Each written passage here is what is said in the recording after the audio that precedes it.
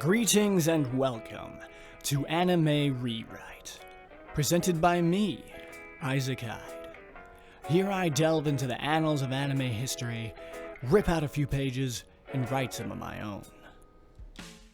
Today's series is admittedly very close to my heart. That is, what if in the anime series Blood Plus, Diva killed Saya? Dropped the bitch! Now, of course, in the anime, Saya and Diva are twin sister, vampire-like evolutions of the Chiroptera species, with Saya playing the goody two-shoes and Diva the despicable villain. And even those lacking my objectivity must admit it's hard to believe that this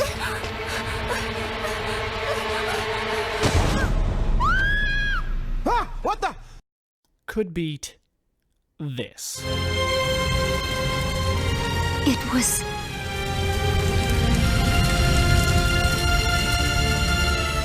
Not likely.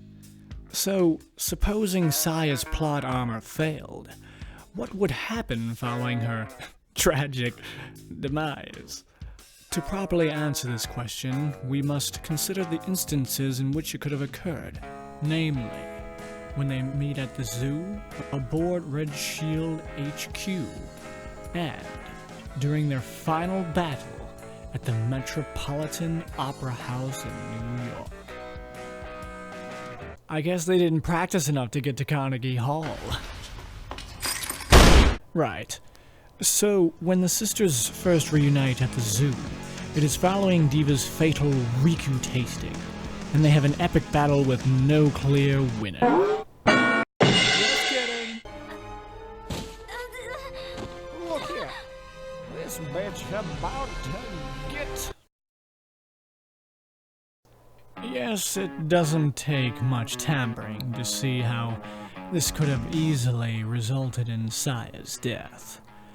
Haji was about to show up, but even without Solomon's help, Diva would have had no trouble with him whatsoever. At this point, the human race is essentially, well, yes. But our second scenario gives more to chew on. When Diva and her Chevalier Carl attack Red Shield headquarters to find Riku, they do fight off screen at the end, but our point of departure will be right about here.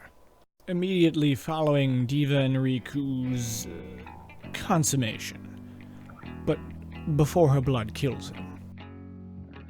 Now, aside from being awkwardly amusing because naked twin, non-naked twin battle to the death, it also presents a unique possibility, Riku surviving and escaping. Even if Haji should die with Saya, the greatest trump card the humans would have to play would be her connection to Riku, particularly following the birth of her children. And, though it's hard to read her, she did maintain long-term feelings for Chevaliers Nathan and Amshel.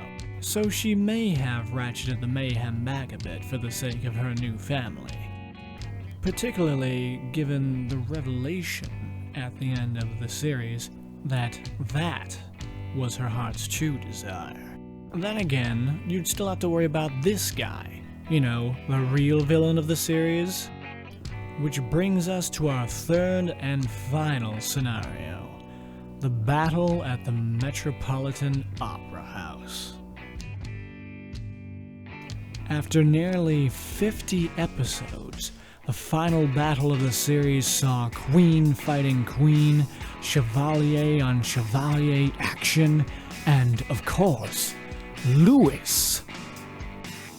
Need I say more? The build-up to the battle gives some nice weight to the whole thing, especially when Diva and Saya talk to each other about their thoughts and feelings. You'd almost think they were sisters for once. Maybe there's something to this whole talking things through business. Oh well, back to fighting to settle our differences. And truly, if Diva was trying to simply beat Saya and not engage in mutual suicide with her, there would be no contest. Saya's been passing out for the last few episodes like a single mother on her third shift of the day, and now we're supposed to have a draw? No decency? Huh? Oh dear. A critique for another time. So when, not if, Diva defeated Saya, Haji would return victorious over Amshel, charging to avenge his queen.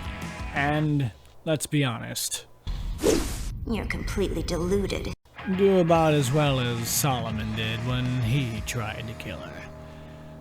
In this hopeless moment of despair, Kai would try to keep Haji from wasting his life by appealing to Diva and Nathan to coexist with humanity.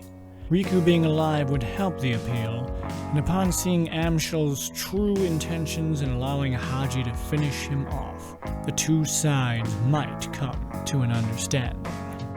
So yes, we lose the original bittersweet ending, but get our own in return. One that isn't so simplistic as the good humans killing the bad Chiropterans and the victorious girl that never even tried reasoning with her sister, resting after a long day's sororicide. In exchange for this, Diva, who, let's not forget, only became the way she was from the years of captivity in the zoo, got to live a new life with her daughters, one she should have been able to live from the start. Riku survived to live and run Omoro Bar with Kai, and to ensure that his daughters were raised properly. And with Amshel gone, the conspiracy to fill the world with Chiropterans was ended. Ultimately, Saya's death was only the end of the war between Chiropterans and humans, not the death of hope.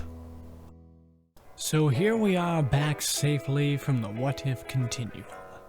Tell me what you think of this scenario, as well as any others you might like to see in the opinion boxes below. I wrestled some good deals for this show out of the Amazon River, on display in the description below.